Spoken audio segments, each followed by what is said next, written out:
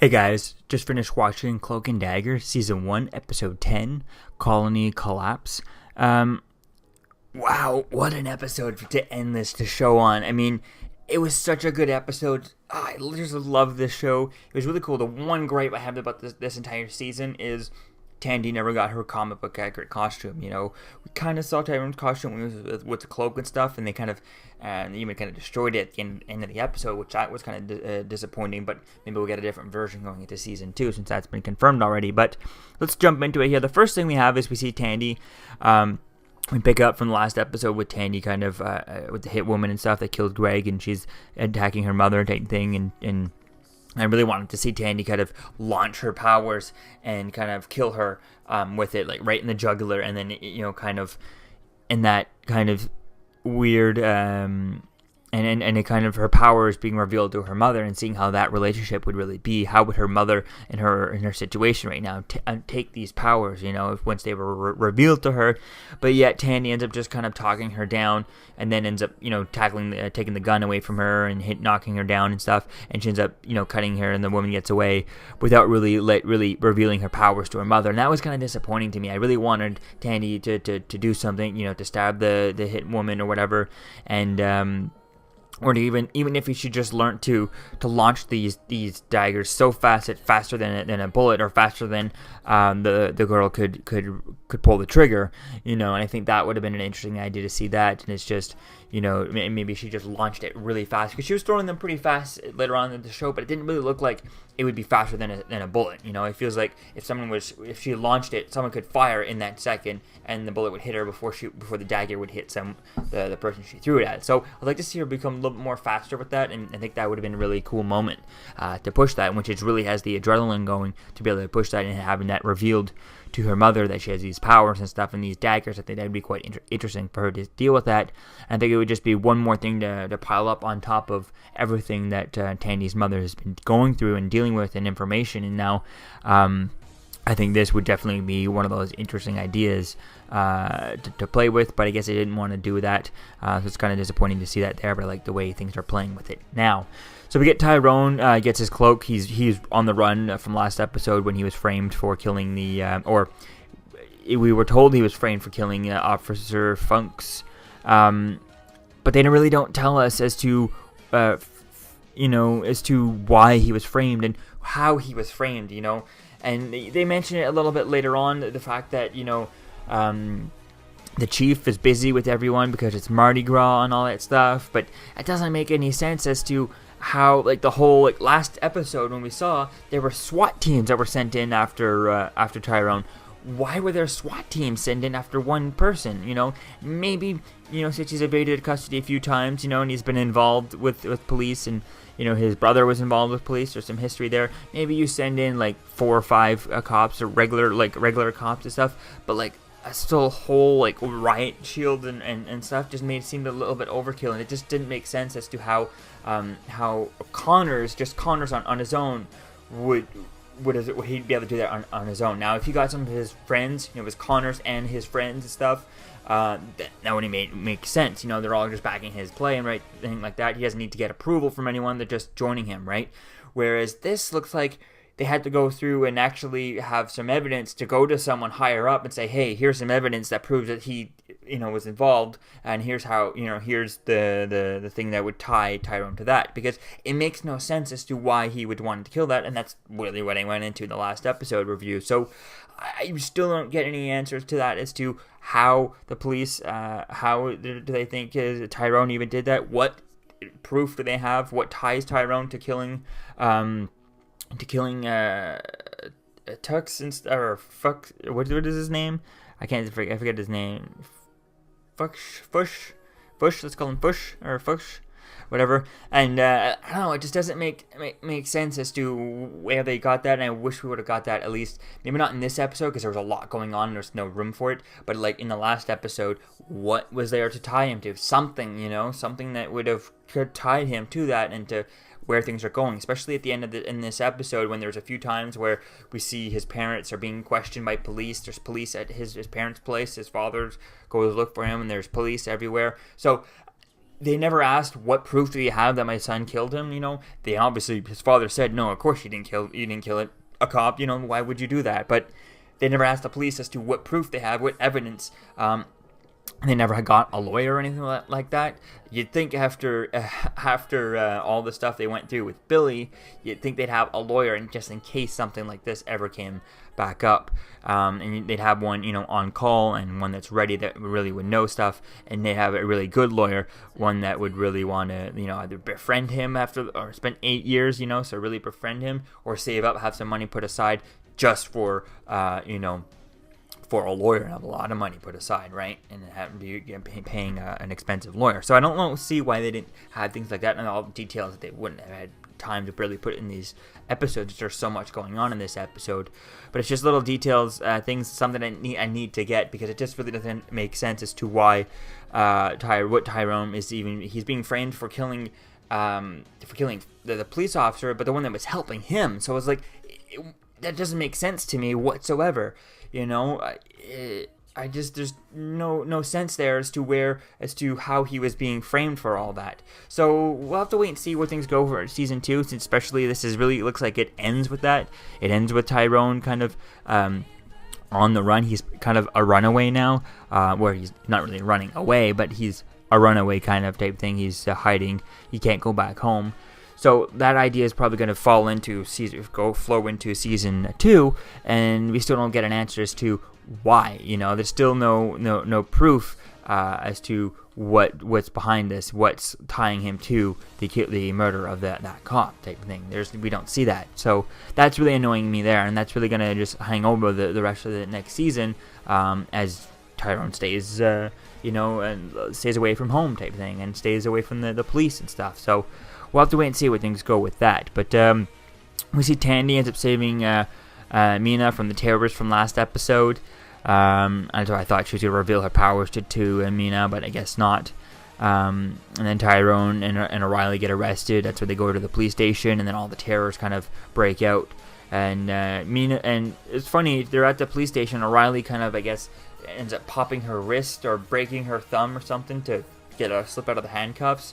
And then all of a sudden she's out of the handcuffs, and she's just standing there. They're walking out of the police station where they were holding them in, like, I guess, evidence lockup or something like that, because they couldn't actually arrest them because they're, Connors is evil and stuff. And they're just walking out of the police department. So I guess everyone is, corrupt in that place, and O'Reilly's the one good cop in the precinct. But she even said that not all of them are bad. So then who's good? Who else is good on your side? The only other cop that's there is the one cop that Tyrone even talks about. But that can't be the best cop, the best cop left. There has to be other good cops. So there's just no explanation as to, how Connors was able to just walk through and do all that. And everyone was just following his word for no reason. There was no explanation to that as to why they were just following his word. Like, yes, he's a detective, and maybe they're a beat cop type thing, and he has more authority or something. But it's not nearly enough for him to do the things that he was doing, to just blindly follow his orders type thing like that.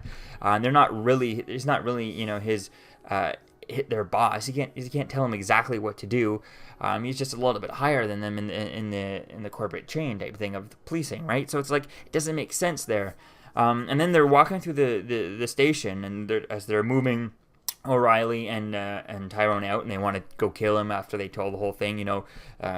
Tyrone's gonna kill you, and then I'm gonna kill him, and you're gonna be avenged hero type thing. And he's like, oh, Chief is not gonna not gonna let that happen. Oh, Chief is busy dealing with Mardi Gras and all that stuff. And they're walking through the station, and she's already broken her thumb to try and slip it off, but she's standing like this, just with her hand, instead of just having her hands there and slowly. She's standing like this, going like that, very obviously to anyone else who's not Connors and the officers walking them out behind them. Everyone else in front, she's clearly trying to pull the handcuff off. Yes, right after that, the guy comes in with the axe, starts chopping things up, but to me, it went like, how obvious is no one is looking at, oh, she's trying to take off the cuff. If they're all letting this happen when they walked in the first place, and they saw one of fellow little cops handcuffed by O'Connor's, and they never went, why is she handcuffed? No one ever questioned that right away, and so they're clearly bit dirty, these cops, or just looking the other way. And it's just, there's no reason. It just seemed a bit silly how she was trying to take off her handcuffs, and she wasn't even trying to hide it, She'd already broken her thumb or whatever to take that off. She tried to take it off, wasn't even hiding it. And then later on, when the terrorists start breaking out and they get into the gun room, the armory, she puts on the vest, she takes off the handcuffs from Tyrone, and she's acting like her hand is completely fine.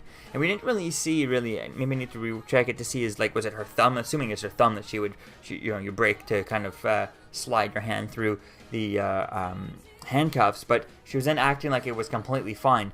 And it was like, there was no repercussion. It wasn't like she was sore. It would have been nice to see her try and, undo the handcuffs on Tyrone, because it was like, 15 minutes later, not even 15 minutes, 5 minutes later, she was trying to take off the handcuffs, and she was, tossing him the keys, and, like, oh, let's do this, and using both hands, whereas really, she should have been just using one hand, maybe trying to do this, but no movement of the thumb to actually hold on to anything and grab his handcuffs. So it was just kind of something that threw me off and really kind of bugged me in the scenes. Now I'm assuming with the ending here, it's really not going to matter and stuff, that'll just kind of, it kind of will be kind of faded away type thing. But at the same time, in that scene, it kind of ruined it for me, just kind of like disbelief, because it was just like so obvious there. But it really was cool seeing the police station get all attacked. So we'll see what's going on with that and how many of them are left, because it looked like it's kind of unclear whether or not, when everything was stopped at the end, did everyone who was infected come back alive. And they were in the police station, so a lot of them probably got shot. A lot of the police officers were getting shot. So how many of them are left? How many of them were just tased? And then, so when they were the ones that were tased, once the Cloak and Dagger did their thing and saved everyone, are those cops, the ones who were shot, are still dead. The ones that were tasered are probably okay and probably recuperating and stuff like that. So we'll see where things are going to go with that. So it's like, who's left that was the ones that helped frame Tyrone, and who is the ones that were with, let's say, the police chief that Connors was saying was out dealing with Mardi Gras. So now some of those ones that are out dealing with Mardi Gras, who knows if they were infected or whatnot. And let's say those other cops out there who may or may not be dirty or dirty with O'Connor's or not, or good with O'Reilly, like she said. Who knows? But some of them might have gotten shot or killed or something like that during the whole thing, either by other terrorists or they turned into terrorists. Another one of them shot each other. So there still has to be. They're probably down a couple of police officers. They're probably down a lot. If it's Mardi Gras, and a lot of police officers are out watching the streets and stuff, so a lot of the city population should be down a little bit, because they were shooting. Because of the whole thing going on, and everyone was getting killed. And that's another thing with Tandy's stuff, is we're not sure as if when Tandy stabs a terror, I guess she's actually killing them. And once at the end when they did their stuff and they cured the whole city, those ones that were stabbed by her daggers are still dead. They got stabbed, right? So that would be cool to see a bit more as to that. So it's really going to be cool to see where things go and how this kind of falls into season 2. We see that Mina is infected, which gets touched by by one of the terrors and stuff. And that's when Tyrone Tandy's running around trying not to stab her, and Tyrone shows up at the last minute and tasers her, type of thing, after he got unhandcuffed by O'Reilly with her perfectly working hand. It's not even sore at all. So Tyrone ends up cutting, and then Tyrone ends up getting a cut on his left arm, which kind of marking the whole thing that he was to be the one to die and stuff, which ends up obviously not happening. O'Reilly gets shot by O'Connor's, and then she's shot by O'Connor. She's hanging over one of the pipes, the Roxxon pipes. It explodes and right in her face. She gets infected, and she gets kicked and tossed into the water. And then Tyrone ends up finding Connors ends up finding Tandy and Tyrone, and they're about to go into Roxxon to stop everything. And he pulls a shotgun on her. He knocks the shotgun out of her hand. Tandy cuts it, and he teleports him up to the roof. And then when he's on the roof, he ends up accidentally absorbing O'Connor's into himself. And I think that's really going to be cool to see where things go with all that. And now that O'Connor's is kind of gone, it would be cool to play with that. I'm glad that they've actually brought that element from the comic books into this show, and I was really hoping that they would and not ignore that, because it's a really big part of him. and that would really also kind of bring in the whole thing from the comic books where he needs to be careful from that. He needs to stay with Tandy all the time because she needs to use her daggers on him, so that dark dimension where he sent O'Connor's in the comic books would actually starts to affect and control him. I think I remember seeing one of the cartoons, The Ultimate Spider-Man, when Cloak and Dagger appear. That episode, the whole premise of that episode on that Ultimate Spider-Man, which was the fact that Cloak and Dagger got separated for too long, and Cloak started to go crazy because he was getting affected by the dark dimension that's inside of him and started attacking everyone. And then once Spider-Man was able to help, I think also Doctor Strange was in that, but we're obviously not gonna get him in this. But Spider-Man had to help Dagger to get her to Cloak so that she could use her daggers and cure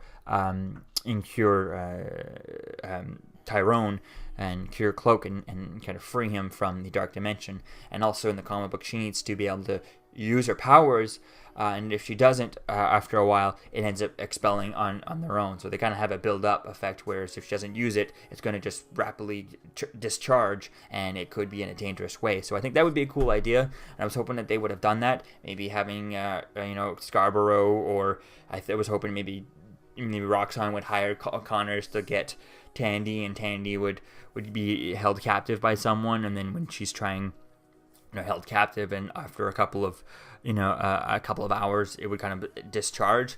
But we really don't think they're playing with that in here. I don't mind if they don't do that whole discharging of Tandy's powers and stuff. Like, she needs to do it every hour. But I think the idea of she needs to use her daggers to keep Tyrone, keep Cloak from going completely dark.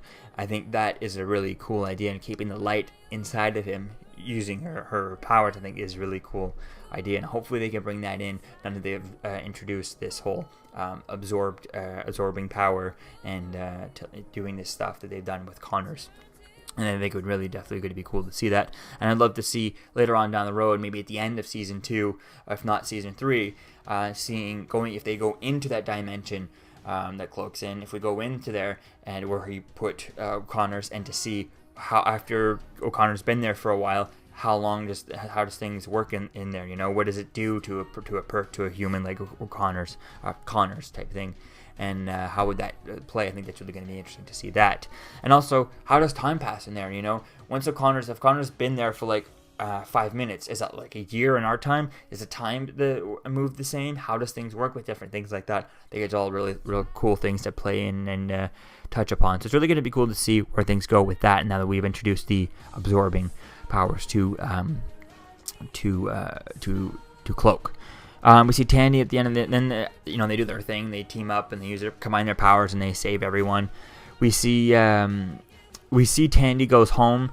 Tandy ends up going home. This is where everything's saved. Tandy goes home. Tyrone ends up living in the church since the police are still after him, which again is something that's really questioning as to who's left, that they have they must have some sort of damning evidence that kind of undeniably links Tyrone to killing the cop. Now, it's probably fake evidence that forged by O'Connor's, obviously, but it's something that's left there that whoever was involved, whoever's left at the police station, which, like I said, a lot of them should be gone because a lot of when they were starting to get all infected, a lot of them were shooting each other. So some of them should be down a bit in that police station, So I think it's really going to be interesting to see where things are going to go with that, as to what evidence is left. Hopefully we get that in season 2, because what evidence do they even have that he was involved with that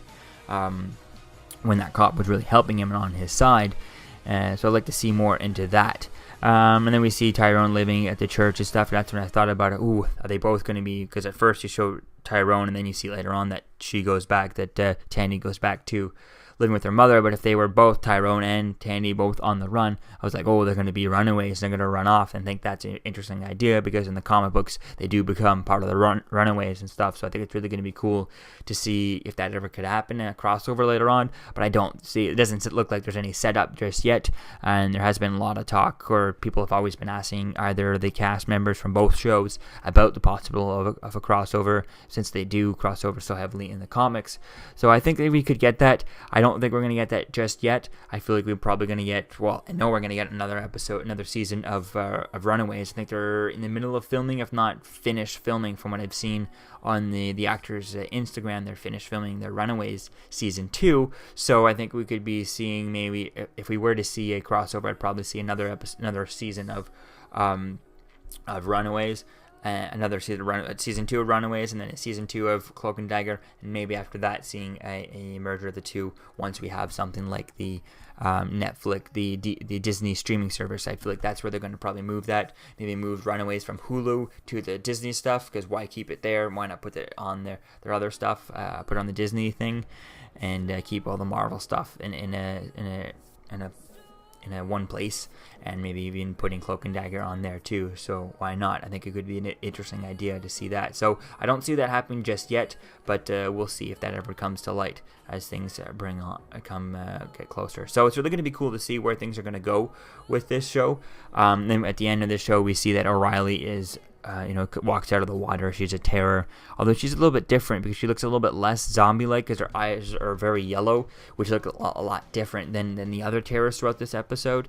So it's really going to be interesting to see as to an explanation as to why she's still a terror. If everyone else who is infected, let's say, and they did mention, and Tandy did say that there's probably about 100 terrors out there, or it might have been Tyrone who said it, but there might have been 100 terrors at this point, because Roxxon was just spewing this stuff all over the place. All the pipes are pretty much bursting all over the place. So, and every time someone touches someone, they get infected, right? So it's just a mayhem. And Mardi Gras, everyone's already jam-packed into tight areas. So this one tube could go off, infect like 20, 30 people, and then they instantly touch 60 people, and the next thing you know, in the span of 5 minutes, you got 100 people just after, like 5 minutes after the pipe burst. You got like 100 people left off. So there's probably nearly 1,000 people in this whole city, I think, that were probably affected. So it's really going to be interesting to see as to how if they explain it. And then season 2 was they did this, Tyrone and Tandy, Cloak and Dagger, combined their powers, and it expelled everything, sent all the stuff out, and it cured everyone who was left alive. The ones who were, I guess the ones that, it's unclear, we haven't seen anyone yet. We haven't seen what happened to Mina, because she was tasered, so she cured, most likely, because she was only tasered and not shot. But yet, O'Reilly was shot a couple of times, shot in the chest from with a bulletproof vest, so no real kill shot, but definitely something that you might bleed out from. I think she was shot in the leg, but it really wasn't clear if it was in the artery or lower in the thigh, something a little bit more, a little bit less deadly than getting shot right in the femoral artery type thing. So it's really going to be cool to see where we get an explanation to that. So she was tossed in the water and she was unconscious, and then she comes out of the water, so she was not cured when Cloak and Dagger combined their powers, but everyone else was. So we'll have to wait and see where things are going to go with that, as to how did it looks like obviously most people are going to get cured, because it looks like everything is somewhat back to normal. There's obviously this city is going to be kind of healing from this, but it just didn't look like there was people still running all over the streets, still affected. So it's how was O'Reilly still affected just because she was in water? I feel like that's a little bit harder to believe, but whatever. If that's what they want to go with, is that she was at the bottom of the river, and the water didn't affect her, and that's why she's still infected. So we'll have to wait and see where things are going to go with this for season 2. And I'm assuming that because of this ending, they have to pretty much pick up right where this left off. They can't pick up, a few months later, a year later, or anything like that, because at that point, this infected O'Reilly is going to go around touching tons of people, and they touch other people, and it's just, next thing you know, within within a week, she would have caused like 1,000 other people to get touched, to have infected each other. I mean, all she has to do is get on a bus full of people, and those 20 people are just kind of completely infected, and then within a couple of days, 2 or 3 days, 1,000 people are all infected. So it just depends on. Don't really recognize where she got off, so if it's like that downtown of the city or whatnot, but we'll have to wait and see as to where things go with that and how things continue on from here. So it's really going to be cool to see where things go with this, and how things are going to continue on. How is Tyrone and how are the Cloak and Dagger going to really find O'Reilly? I think that's really going to be an interesting idea to see that. And I was thinking about like someone with like Doctor Strange would always be looking out for something like this. Obviously, he probably won't be at this point. Actually, technically, he's dead at this point. So there's that. Dead.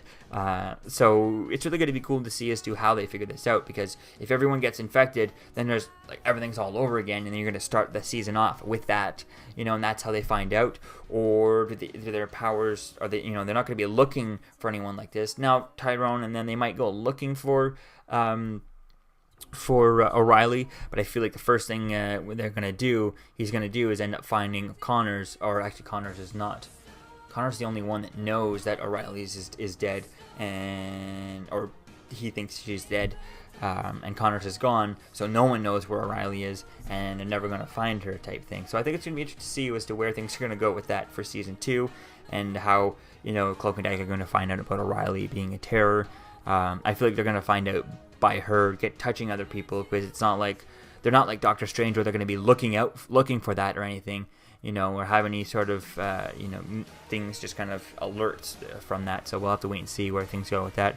I think it's really going to be fun to see where things could continue on from here. So it's really going to be fun to see where things go for Season 2. So probably a long video, but let me know what you think, guys, about this season of Cloak and Dagger. Where do you think things are going for Season 2? And what was your favorite part, and what did you not like about it? And, yeah. I've been thinking about trying to do a giveaway, just giving away a random comic book from my collection, and let me know what you think about that, and if you have any ideas as to how I should do that. But we'll see. We'll see about that. So let me know what you think, guys, in the comments below. I'll see you guys in the next video. Peace out. I'm Captain America, here to talk to you about one of the most valuable traits a soldier or student can have. Subscribing. Sometimes subscribing is the key to victory. Sometimes it leads to very little, and it seems like it's not worth it. And you wonder why you waited so long for something so disappointing. How many more of these? You're still here. Don't forget to like, comment, and subscribe, guys. Peace. It's over.